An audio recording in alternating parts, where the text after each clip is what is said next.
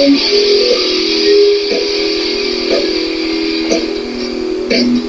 everyone, welcome to Logan's Mosh Pit. Glad to have you here.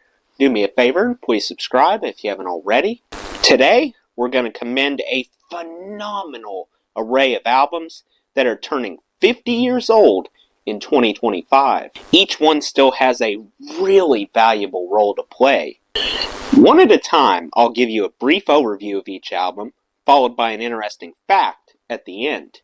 Don't worry if I forget an album that you care deeply for, because there's a good chance that I'll bring it up in another episode later on. Please cut me some slack if I accidentally screw up the pronunciation of any names. Let's begin. First album, Steely Dan, Katy Lied. Release date March 1st, 1975. What I like about the album cover, my attention was immediately drawn to the Katy did. It reminded me of a suspenseful show that I love to watch called Monster Bug Wars. If you haven't seen that show yet, you should check it out. The album length runs for 34 minutes and 56 seconds. It includes 10 total tracks. In my opinion, the best song on here is Chain Lightning. Recording took place at ABC Recording Studios, located in Los Angeles, California.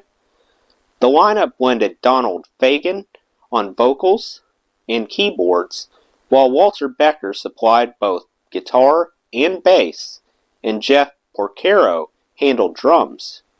It has racked up a total sale of more than 1 million copies. An interesting fact related to this particular album is that it was the first album where Steely Dan intentionally decided not to tour behind. They let the record do the heavy lifting. Next album, Bad Company, Straight Shooter. Release date March 28, 1975. What I like about the album cover, my favorite color is green, so I'm enamored by the lime green board game sitting underneath the dice. I actually have a t-shirt at home depicting this same album cover. The album length lasts for 38 minutes and 17 seconds. It holds 8 total tracks. I think the best song on here is Wildfire Woman. Recording occurred at Clearwater Castle, found in Gloucestershire, England. As far as the lineup is concerned, Paul Rodgers simultaneously juggled vocals, guitar, and piano. Mick Ralphs also added guitar, along with keyboards. Boz Burrell brought bass, and that left Simon Kirke with drums. In terms of total sales, it has eclipsed 3 million copies.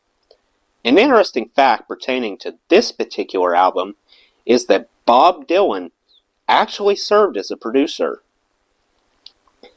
Next album, Jeff Beck, Blow by Blow. Release date March 29, 1975. What I like about the album cover, how the smoky background creates the illusion that Jeff Beck is doing a live performance. The album length presses on for 44 minutes and 40 seconds. It contains 9 total tracks. From my vantage point, the best song on here is Air Blower. The site for the recording process was AIR Recording Studios in London, England. The lineup meshed Jeff Beck on guitar, Max Middleton took care of keyboards, Phil Chin was in charge of bass, and Richard Bailey rounded out the group by providing drums. For total sales, it has raced past the 1 million copies mark. An interesting fact regarding this particular album is that it remains Jeff Beck's highest charting effort, even above Truth. Next album, The Doobie Brothers, Stampede. Release date April 25th, 1975.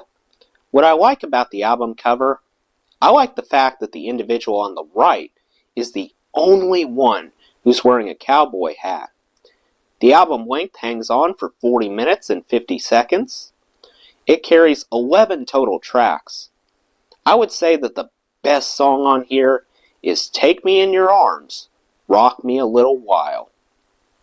Recording was done at Burbank Studios, nestled within Burbank, California. When it comes to the lineup, Tom Johnston and Patrick Simmons traded vocals and guitars.